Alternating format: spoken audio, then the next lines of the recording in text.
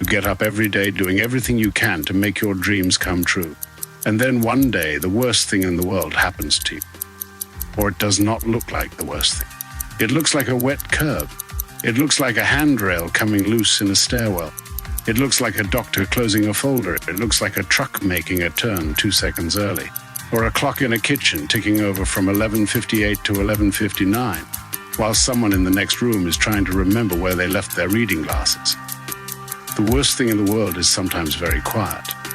Sometimes it is so ordinary that afterward the people who loved you become angry at the furniture, at the weather, at the eggs left boiling on the stove, at the stupid little receipt in your pocket for cough drops in a line. You had plans. You had almost called your sister back. You had a coat at the cleaner. You had a person you meant to forgive once they apologized correctly. You had a book half read beside the bed, spine down, pages tented like a small house. You had a life, which is to say you had made arrangements with the future. Tonight, those arrangements have been broken in Atlanta, Georgia, where a notice was filed concerning a missing husband and father who was a long way from home. A man of skillful mind and many turns, who wandered far, but was not forgotten by the world. I have the times where the times were given. I have the survivors, the occupations, the street corners, the strange belongings, and the things nobody at the desk knew what to do with. The day has crossed over now. Good morning, and welcome to this day in deaths.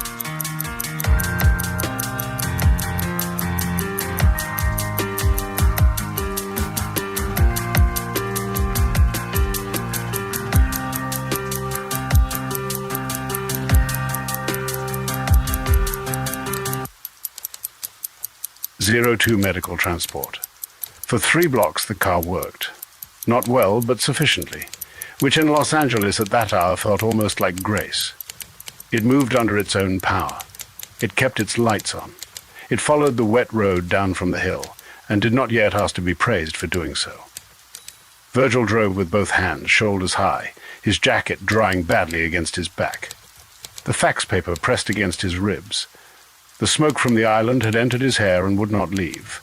Beside him, Dante did not sit like a passenger. He sat as if occupying a function, papers open on his lap, one hand braced on the dashboard when the car shook, eyes moving from street to mirror to glove compartment to sky, never resting long enough to be mistaken for contemplation. His order was not serenity. It was arithmetic under fire. He had the look of a man who believed disaster was manageable only if named before it got sentimental. At the first intersection below the hill, Virgil looked left, right, then straight ahead. Which way? Dante folded one paper behind another. Not home yet. I didn't ask that. You did. A helicopter moved somewhere above the fog. Its blades pressed the low air into sections. Virgil could not see it, only feel it in the roof of the car and in the water trembling on the windshield. I need to go home, Virgil said. Dante looked at him then briefly. Yes. No consolation. No irony, a factual yes, as though home were a jurisdiction with poor roads. The light changed. Virgil drove. The city at first seemed to permit them. They passed a florist still dark behind its bars, buckets of unsold lilies sweating in the window. A dry cleaner with a torn awning. A synagogue whose parking lot was flooded from a broken irrigation line. A billboard advertising a woman's face 20 feet high, one eye peeled away by damp so that she appeared to be winking at her own ruin. The rain was light, but everything was wet. The gutters ran with hillside water. Ash, bougainvillea petals, cigarette butts, and the grey foam that gathered wherever the city had washed itself without becoming clean. Virgil watched the lanes open in front of him. For a minute, less than a minute, he believed in direction. The car coughed, recovered, descended through a canyon of stucco apartment buildings and black palms. In the rearview mirror, the hill had vanished. Nellie's Island was no longer visible. The absence of it made his body lighter and more terrified. He had lived so long inside a sealed climate that the ordinary morning entered him as assault, exhaust, damp wool, hot wiring, rot from dumpsters, coffee from a drive-through window, rain on old dust, the faint mineral stink of concrete channels coming awake. He had forgotten that the world smelled of many things at once. At sunset, or what he thought was sunset, the first roadblock appeared. 3 police cars angled across the intersection. Orange cones lay on their sides in the water. A fire truck idled under a dead traffic light, its red lamps turning the rain into blood-colored thread. Men in yellow coats moved through smoke that had come down from the hills and pooled in the street. A city worker with a flashlight pointed cars away from the closure with the irritation of a minor god assigned to drainage. Virgil slowed. Dante's hand moved at once to the papers. "Don't use your name." "What name should I use?" "None, if you can manage it." The city worker approached the window. His face was wet and unamused. Behind him, smoke dragged low across the road. In it, shapes moved, people with bags, a woman carrying a birdcage, a boy in pajamas holding a cereal box against his chest. Evacuees or dreamers, or extras from a disaster that had wandered into mourning without permission. Virgil rolled the window down. It stuck halfway. The city worker bent, saw Dante, saw Virgil, saw the old car with its scraped side and smoking hill dust, saw enough to decide he did not want the whole story. Roads closed. Dante leaned across Virgil, holding out a folded document. "Medical transport," he said. The city worker did not take the paper. "For who?" Dante looked at Virgil. "For the gentleman in transition." Virgil turned his head slowly. The city worker looked at Virgil again. Something passed through his face, recognition, uncertainty, dismissal.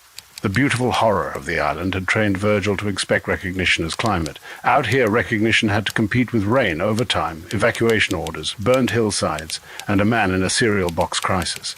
The worker pointed with his flashlight. "Take Fountain to Western, if it's open. Stay out of the canyon." Fire jumped a line. Dante nodded once. The window would not roll back up.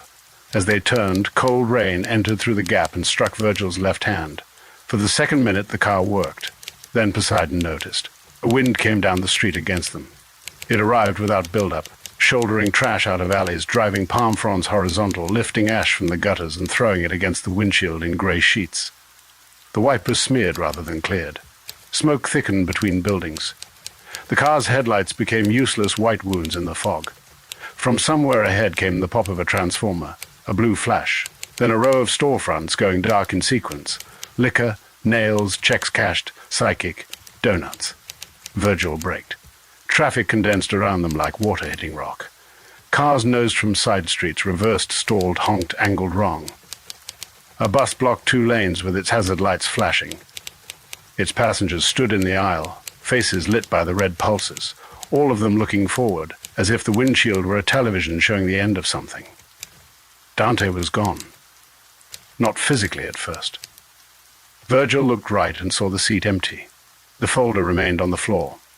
The passenger door was half open, rain blowing across the papers. Dante was already outside, moving between cars toward the bus, one hand lifted not in farewell but command. A policeman shouted at him. Dante did not answer. He entered the smoke and was absorbed by order, uniforms, flashlights, signals, blocked lanes, impossible routes. Virgil called after him once. The wind took the name apart. The sedan idled. The heater began blowing cold. The windshield fogged from inside. The fax paper under Virgil's jacket softened with sweat. He sat alone in the raft and understood that Dante came and went the way laws came and went. Absolute at the moment of enforcement, absent at the moment of fear. 03 warm drinks from weather. A tap sounded at the rear window. Virgil turned. A young woman stood in the rain beside the car. She wore a white vinyl coat with the hood up. Under the hood, her face was smooth, damp, almost luminous in the dirty weather. Too young, or young in a way that no longer told him anything. In one hand, she held a paper cup. In the other, a folded towel. Behind her, 2 men in pale jackets stood under the awning of a closed pharmacy, watching. One of them had the relaxed posture of a valet. The other held an umbrella, though the wind made it useless. The woman smiled through the glass. Virgil did not lower the window. She came to his side instead, leaned toward the half-open driver's window, and held the cup near the gap. Steam came from it. Coffee or tea or something sweetened enough to smell through rain and smoke. She said you'd be cold. Virgil stared at her. The woman's beauty was not Nellie's. No beauty was Nellie's, but it had learned her grammar. Softness as instruction, calm as trespass, care as leash.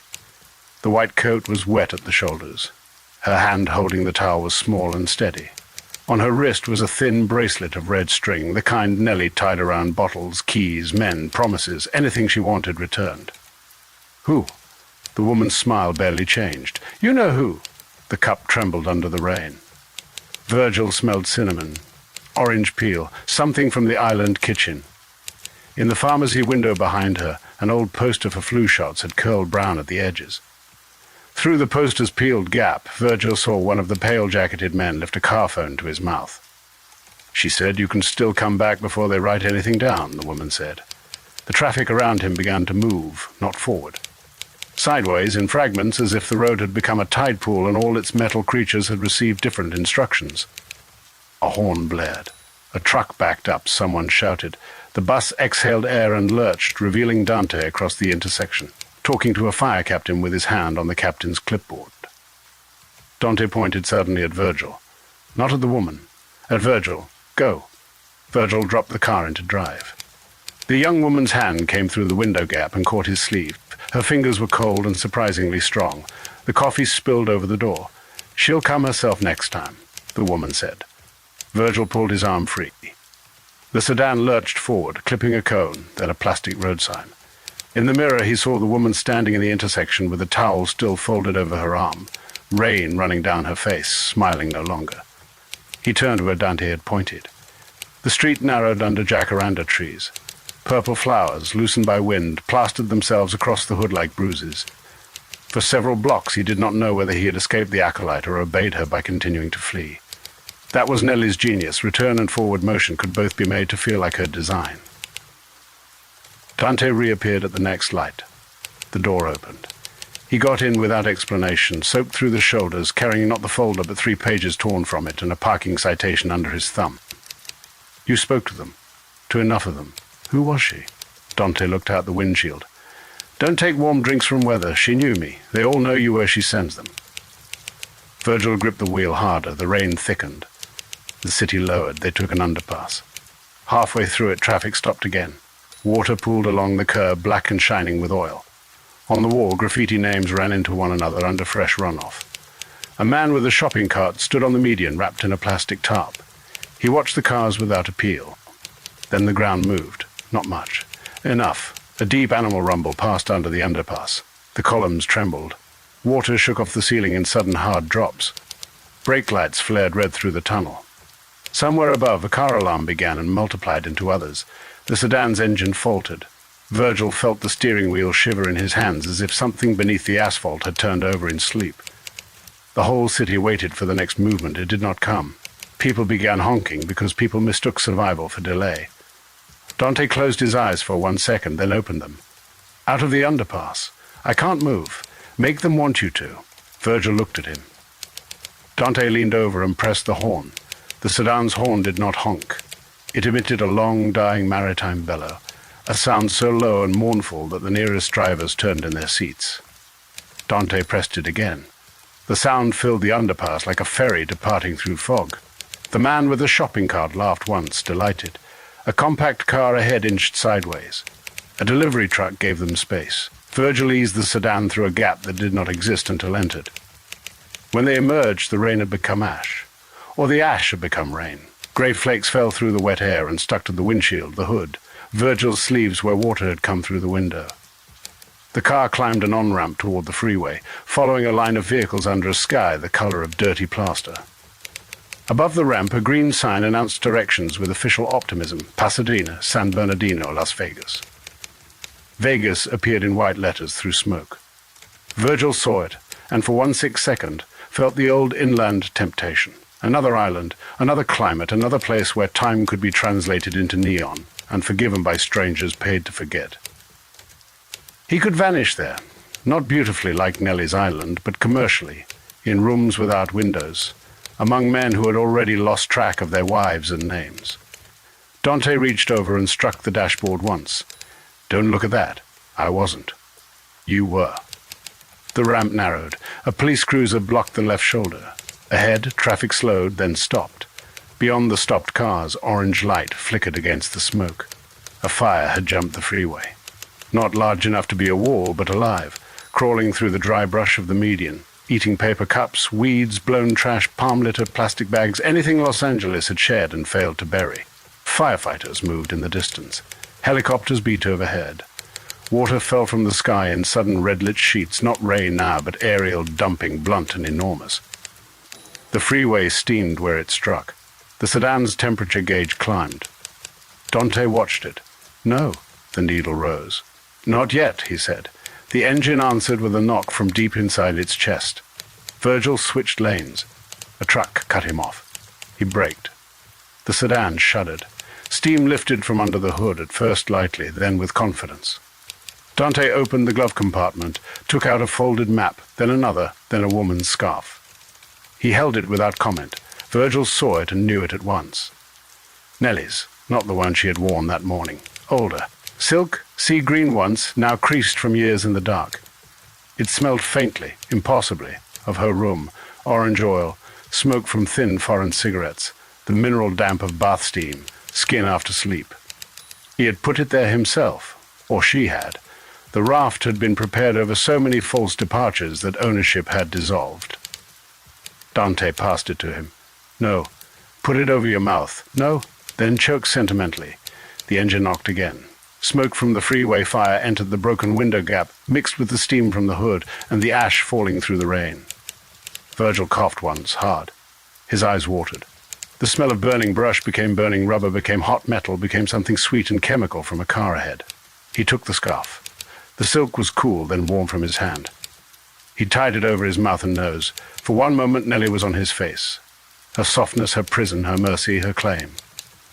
He breathed through her and hated that it saved him. Dante had wrapped a map around his own mouth. "Off the freeway," he said. "There is no off. There is always off, it just costs more." The sedan died before the next exit. It did not explode. It did not dramatize itself. The engine simply lost faith. Power steering vanished.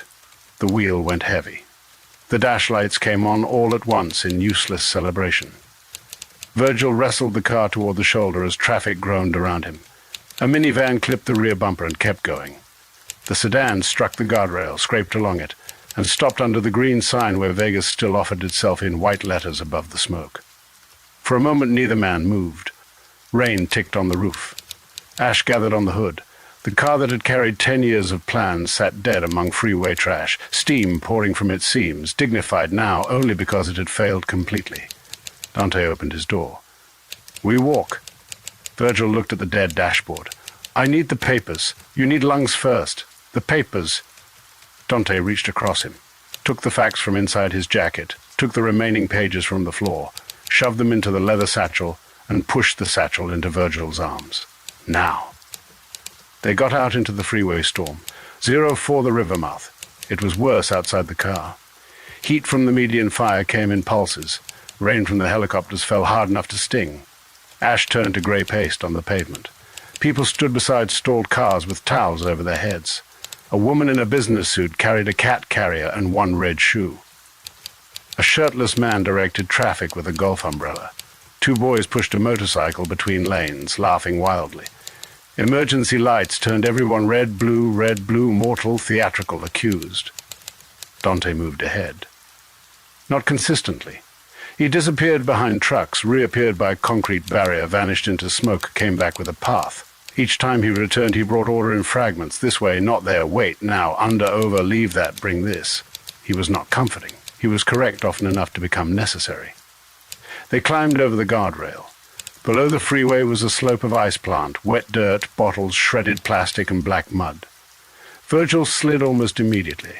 One foot went out, his knee struck the ground, the satchel slammed into his ribs. The scarf slipped, smoke entered his mouth. He coughed until he retched. Above him the dead sedan steamed on the shoulder, already being absorbed into traffic mythology. Another disabled vehicle, another incident, another obstruction named on the radio and forgotten by noon. Dante took his arm, then let go as soon as Virgil had balance. "Don't lean unless you're falling." "I am falling." "Then do it downhill." They descended. The slope ended at a chain-link fence. Beyond it lay the concrete river. At first Virgil did not recognize it as water. It was a wide grey wound cut through the city, flanked by slanted concrete walls tagged with names and crowned with weeds. Down the center moved a shallow brown current carrying ash. Leaves, cups, oil rainbows, a pink child's ball, palm bark, a dead rat, 3 lemons, and a long strip of white curtain that twisted and untwisted like a thing trying to remember its room. The rain fed it through drains along the sides. From each pipe came another version of the city. Gutter water, hillside mud, sprinkler runoff, fire ash, garden soil, gasoline, pool chemicals, melted paper, all of it entering and becoming one dirty mercy. A gate in the fence was locked. Dante was no longer beside him. Virgil turned, freeway above, smoke behind, sirens everywhere, rain falling through ash, people moving along the shoulder like figures escaping a painting. No Dante. For the first time since the garage, Virgil was entirely unguided. He held the satchel. He held Nellie's scarf to his face. He stood before the locked fence and looked down at the city's river, which was not a river in any pastoral sense, not a blessing, not a home, not even nature except by stubbornness. It was infrastructure that had accidentally remembered flow. Behind him someone called his name. Not Dante. A soft voice. Female. Young. He did not turn. The voice came again, closer. Virgil. He saw in the fence wire the reflection of a white vinyl coat. The acolyte had followed, or another had come. In the reflection she was broken into diamonds. Her hood was up. Her face behind the wire was calm, damp, patient. In one hand she held the folded towel she had offered before. In the other, something small and dark. A phone, perhaps, or a key, or a message from the hill. "She says the roads are closed now," the girl said. "She says you can still be warm." Virgil looked at the locked gate. He could not climb it. Not with his knee, not with the satchel, not with his lungs full of smoke. The fence rose high and leaned inward at the top. The river moved below, shallow but moving. Across the channel, under an overpass, there was a strip of dry concrete scattered with leaves. Not safety. An interval. The girl's reflection shifted closer. "You don't have to keep making it worse." Virgil almost laughed, but coughing took it. The scarf was wet against his mouth. Nellie's scent had changed under smoke and rain. It had become less beautiful, more human, and therefore more dangerous. Dante's voice came from below. "Throw the bag." Virgil looked down. Dante stood inside the channel on a narrow maintenance ledge, one hand wrapped around the bars of a lower service gate that Virgil had not seen from above. His suit was torn at one sleeve. His hair was plastered to his head. He looked furious in the impersonal way of men whose instructions have been ignored by weather. "How did you—" "Bag." Virgil threw the satchel. Dante caught it badly, dropped it, cursed, retrieved it before the water could take it. The girl behind him said, "He won't get you home." Virgil turned then. She stood 3 yards away, rain shining on her white hood. Her face was sweet with borrowed pity. "No," Virgil said through the scarf. It was not an answer to her. Or it was not only that. He pulled at the locked gate. It held. He kicked it. Pain shot through his knee. The girl flinched, then smiled sadly, as if watching an old animal refuse the path to the barn. Below, Dante was doing something to the lower service gate with a piece of metal. Order again from below. Not salvation. Mechanism. The gate at Virgil's level would not open. So he went over the side. Not bravely, badly. He climbed the fence halfway, tore his trousers, lost one shoe, caught his jacket on the top wire, hung there for a ridiculous second with a scarf over his face and the city burning behind him, then fell down the concrete slope toward the river. He struck hard, rolled, slid through ash mud and oily water, and came to rest on his back with rain falling into his eyes. The sky above the channel was a narrow strip of grey between freeway and smoke. The river moved beside his ear. For several moments he could not breathe. Then air entered. It hurt, so he believed it. Dante crouched over him, holding the satchel against his chest to keep it out of the water. "You alive?" Virgil closed his eyes. The question was suddenly very funny. He laughed once, which became a cough, which became something like sobbing, but shorter and less useful. Above them, beyond the fence, the girl in the white coat watched. She did not climb down. She did not call again. She stood under the rain at the lip of the channel, emissary from the island, and then the smoke folded around her until she became weather. To the edge of the current. He dipped one hand in the brown water, as if testing whether it belonged to any law he understood. Virgil turned his head. The channel ran east and west through the city's underbody. It carried everything downward, ash from Nellie's hill, rain from dead streets, runoff from lawns, oil from garages, pool water from houses like the one he had burned and perhaps somewhere dissolved beyond recognition. The first black trace of ink from the fax paper that had summoned him. He crawled toward it. The concrete scraped his palms. His missing shoe had left one foot in a wet sock. His knee shook. The scarf hung loose around his neck now, ruined, streaked with soot and gutter water. He reached the lip of the channel where the shallow current moved over a bed of grit and broken glass. He put both hands in. The water was cold. Not clean. Not kind, but cold. For the first time since leaving the island, nothing asked him to go back. Nothing asked him to speak. Nothing offered him beauty. Nothing knew his name in capitals or otherwise. The river accepted runoff, ash, trash, blood, paper, and men without ranking them. Virgil lowered his face and washed smoke from his mouth. Above, the freeway continued. Sirens passed. Helicopters moved toward the hills. Somewhere behind them, the raft car was being hooked to a tow truck, or ticketed or burned, or simply abandoned into the morning's ledger of failures. Dante sat on the concrete ledge with the satchel between his feet. He did not speak. Order had brought Virgil this far, and then withdrawn into silence. Virgil remained on his knees at the river mouth, wet, ashed, one-showed, smelling of smoke, Nellie's silk, gasoline, and city water. He was not home. He was not free. He was not even clean. But the first storm had passed over him without killing him. The river carried the ash away.